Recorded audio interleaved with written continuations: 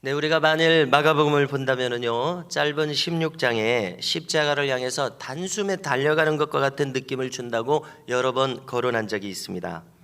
그런데 오늘사 이 요한복음을 보니까 요한복음은 마가복음보다도 더 급하게 진행하고 있는 것 같습니다. 왜냐하면은 요한복음은 22장 중에서 겨우 21장 중에서 겨우 여기 이제 12장인데 벌써 고난 주간에 들어와 버렸습니다. 성경학자들이 분석한 것을 보면은 요한복음은 2분의 1이 고난 주간의 기록입니다. 자, 보십시오. 공생애는 3년간인데 그 3년 내내 수많은 일주일들이 있었을 텐데 그것은 절반에 이렇게 몰아서 짧게 처리해 버리고 마지막 일주일을 이렇게 요한복음 2분의 1이나 할애해서 기록했다는 이야기입니다. 자, 이것은 무엇을 말합니까? 주님의 고난 주간이, 주님의 십자가 사건이 성경 전체에서 참으로 핵심적으로 중요한 사건이라는 것을 잘 드러내는 일이라고 생각합니다. 오늘 말씀을 읽어보니까 6월절 엿새 전입니다. 무기절이 시작됐다는 이야기입니다. 주님께서는 주님 일행은 베다니에 이르셨습니다. 예루살렘 동편으로 3km 정도 떨어진 곳이라고 했었죠. 자, 여기는 죽었던 나사로를 살린 곳입니다. 나사로의 부활이 있은 다음의 사건인 것을 알 수 있습니다. 예수님을 위해서 잔치가 벌어졌습니다. 늘상 예수님과 함께 있는 것이 아니라 지금 예수님은 6월절을 지내시기 위해서 예루살렘에 이제 막 들어오시는 찰나인 것입니다. 그래서 예수님을 위해서 잔치가 벌어졌습니다. 이것은 분명 보은의 잔치였습니다. 은혜 받은 자의 마땅한 마음에서 우러나는 이런 주님을 대접하는 그런 일인 것입니다. 자, 성경을 보니까 우리 주님께서는 배은망덕한 사람 정말 안 좋아하십니다. 은혜 받았으면 응당 반응이 있어야 됩니다. 사람과 사람 사이에서도 마찬가지입니다. 자, 그런데 이렇게 보은하는 마음이 있는 사람은 그 믿음이 다음 단계로 한 단계 이끌려지는 것을 알 수가 있습니다. 우리가 10사람의 문둥병자를 주님께서 낫게 하셨을 때 그 사람들 중에서 단 한 사람만이 주님께 감사하러 왔습니다. 성경에 기록되어 있지는 않지만 그 사람은 분명 한 단계 높은 단계로 그의 믿음이 올라섰을 것입니다. 자, 여기 주님을 위한 이 잔치의 상황을 상세하게 그려주는데요, 마르다와 마리아 이 두 누이가 있었지 않았습니까? 마르다는 지금 일을 하고 있습니다. 우리가 앞에 부분에서도 보니까 마르다는 일하는 것이 자주 나오고 있습니다. 아마 언니로서 이 주방의 일을 주로 책임졌던 것 같습니다. 지금 부활한 나사로는 주님과 함께 식탁에 앉아 있습니다. 이때였습니다. 또 다른 이 집안의 여인인 마리아가 다가옵니다.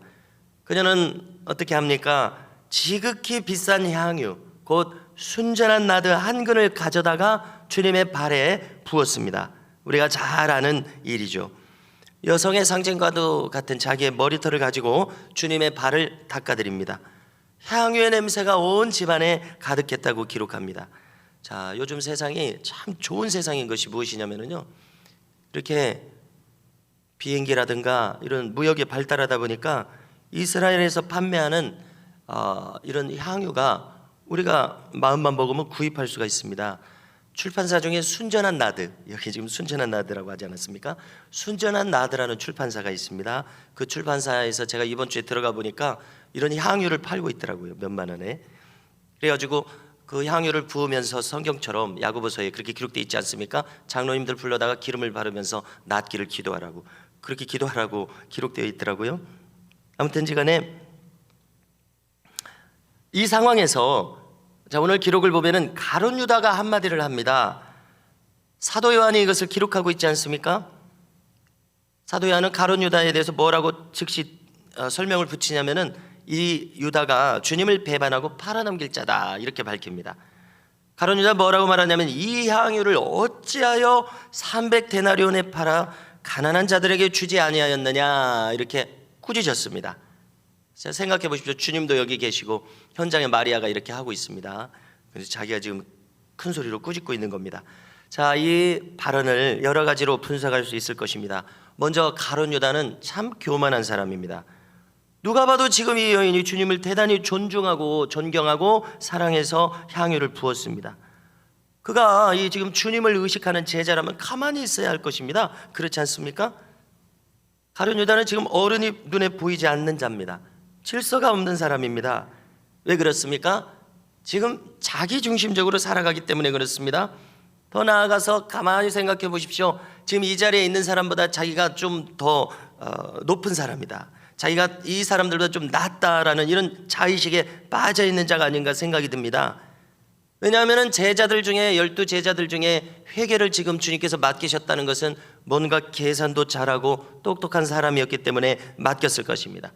틀림없이 무슨 자질이 있기 때문에 맡겼을 것입니다. 흐리멍텅한 사람에게 맡기진 않았을 것입니다. 그러니까 자기가 다른 사람보다 좀 더 잘난 사람 아닌가 하는 이런 우월의식에 사로잡힌 사람이었을 것이라는 생각이 든다는 이야기입니다. 이러다 보니까 그는 지금 스승인 주님도 몰라보는 사람입니다. 지금 자기가 스승을 존경한다면 거기서 큰 소리 칠 수 있는 사람이 아닙니다. 자기를 지금 삼갈 줄 모르는 사람입니다. 아나무인의 조짐이 보이고 있지 않습니까? 두 번째로, 가난한 사람들을 도울 수 있지 않았느냐 이렇게 따졌습니다. 지금 이 사람은 자신의 판단이 최고다 이렇게 생각하는 사람입니다. 여러분, 그런데 이 말은 겉으로 내세우는 허울 좋은 말임에 불과하다는 것을 사도 요한이 즉시 설명합니다. 사도 요한이 6절에서 뭐라고 이야기합니까?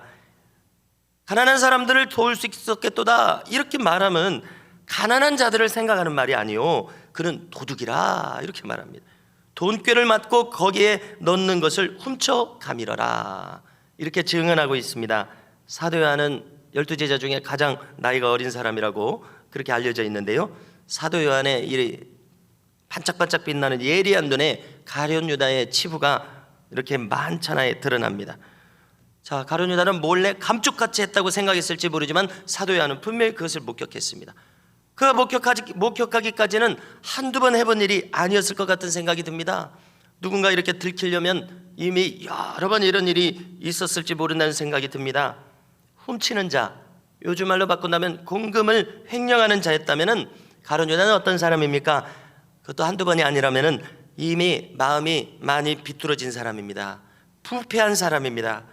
스스로 마귀에게 틈을 주는 자는 어떻게 되겠습니까? 마귀가 그의 생각과 모든 행동을 장악할 수밖에 없습니다. 눈에 보이진 않지만 그렇지 않겠습니까? 그래서 그는 예수를 팔아버리라는 마귀의 음성이 귀에 들려지는 그런 사람이었습니다. 우리는 하나님의 음성이 우리의 귀에 들려지고 우리의 마음에 그런 느낌이 들어지는 사람이 되어야 될 텐데요, 가룟 유다는 이렇게 마귀의 음성이 선명하게 들려지는 사람이었다는 것입니다. 어떻게 그렇게 됐습니까? 계속 자기가 지금 틈을 줬기 때문에 그렇습니다. 주님께서는 이 모든 상황을 다 아시면서도 7절처럼 이야기하십니다. 그를 가만두어 나의 장래할 날을 위하여 그것을 간직하게 하라 이렇게 말씀하셨습니다. 우리가 보는 성경은 개역 개정판 성경이지 않습니까?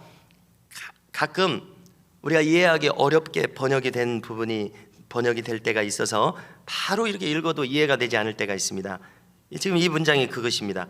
그래서 제가 표준 세번역을 좀 찾아봤습니다. 더 쉽게 이해되도록 번역된 성경 아닙니까? 자, 그 부분을 읽어드리면요, 그대로 두어라. 그는 나의 장옛날에 쓰려고 간직한 것을 쓴 것이다. 이해가 좀 더 잘 되는 것 같지 않습니까? 계속해서 주님은 말씀하십니다. 가난한 자들은 항상 너희와 함께 있거니와 나는 항상 잊지 아니하리라 말씀하십니다. 이것은 무엇을 말합니까? 십자가에서 죽으시는 이 특별한 일, 한 번밖에 없을 이 주님의 장례식을 위한 향유를 지금 쓴 것이다 이야기하신 것 아닙니까? 우리가 마태복음과 마가복음에서도 이 똑같은 사건이 기록되어 있는데요, 거기는 뭐라고 지금 덧붙이냐면은 복음이 전파되는 곳에서는 어디서나 이 여인이 행한 일도 전할 것이니라 이 말씀이 덧붙여 있습니다. 여기 요한복음에서는 그 내용이 보이지 않습니다만은 300데나리온을 한번 생각해 보십시오. 노동자의 1년 정도의 품삯입니다. 한 데나리온이 하루 품삯 정도라고 하니까요, 정말 마리아는 어떻게 한 것입니까? 아낌없이 주님께 이 향유를 부었습니다. 왜 그렇습니까? 받은 은혜가 크기 때문에 이렇게 하죠. 아무것도 오고 간 것이 없는데 맨정신으로 이렇게 1년치 연봉을 이렇게 허비하는 사람이 어디 있습니까? 받은 은혜가 분명히 크기 때문에 그것에 보온하는 마음입니다. 우리가 마리아의 마음을 헤아려 본다면 이렇게 하는 것이 전혀 아깝지 않은 마음입니다. 그녀는 주님께서 이런 대접을 받으셔야 마땅하다 이렇게 생각했을 것이 틀림없습니다. 오히려 자기가 지금 주님께 부어드리는 이것이 주님이 응당 받으셔야 할 주님의 그 존귀하신 가치에 비해서 턱없이 부족하다라고 생각했을 수도 있습니다. 그래서 우리는 여기서 믿음을 가진 사람의 이 신앙인의 태도가 무엇인가 하는 것을 여기서 확인하게 됩니다. 그것은 무엇입니까? 주님을 정말 존귀하게 여기는 마음, 이것이 신앙인의 마음인 것을 우리가 마리아를 통해서 엿볼 수 있는 것입니다.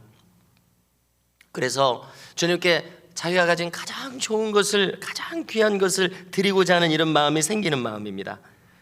그러므로 주님께서는 복음이 전해지는 곳에서는 어디서든지 이 여인이 행한 것을 전해야 한다고 말씀하신 것이 아닌가 생각을 하게 되는 것입니다.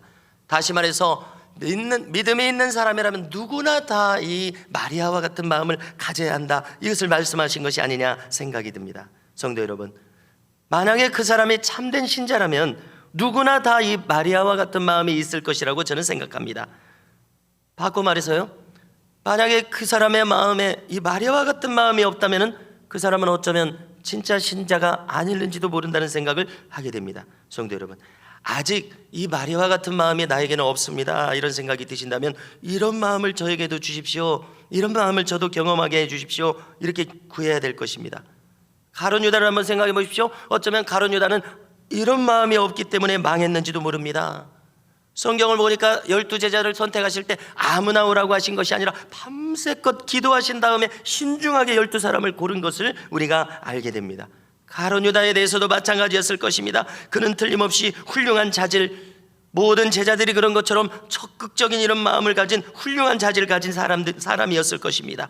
그래서 주님이 밤새껏 기도하고 내가 이를 택하리라 택하셨을 것입니다. 그러나 오늘 가룟 유다는 어떻게 행하고 있습니까? 가라지로 밝혀졌습니다. 왜 그렇습니까? 자기의 마음의 관리가 안 되었기 때문에 그렇습니다. 그도 이 마리아와 같은 마음을 가질 기회가 틀림없이 있었을 것입니다. 그렇지만 매일매일 그 수많은 기회들을 그는 다 날려버렸습니다. 여러분, 제가 처음 예언 사역을 받았을 때 그 순간을 제가 기억하는데요, 그 첫 마디가, 저를 위해서 기도해 주시는 분이 저를 보고 제가 한 2m 안으로 들어갔을 때 저를 딱 보더니 이런 사람이 있네, 그러더니 자기의 순종을 주님께 바친 사람이 있네, 이렇게 이야기하는 것입니다. 그때 제 눈에서는 하염없이 이렇게 눈물이 흐르는 것입니다. 콧물이 막 끈적끈적하게 막 흘러내리는 것입니다. 왜 그렇습니까? 마치 주님이 저에게 직접 이야기하시는 것처럼 그분이 하시는 이야기는 저에 대해서 사실이었기 때문에 그렇습니다.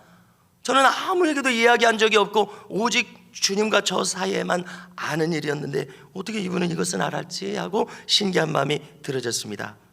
성도 여러분, 오늘 우리가 이 새벽에 여러분들께서도 이 분명히 마리아처럼 주님을 향해서 마음을 드렸던 이 경험을, 이 주님을 지극히 사모하는 마음 아닙니까? 이 마음을 다시금 떠올리는 이 새벽 시간이 될 수 있기를 바랍니다. 그래서 마리아처럼, 네 주님, 저도 마리아처럼 주님만을 지극히 사모하는 사람으로 살기 원합니다, 내 영혼을 받으소서, 이와 같이 기도할 수 있는 그런 기회를 가지시는, 친밀하게 주님과 교통하시는 이 새벽 시간이 되실 수 있기를 주님의 이름으로 축원합니다.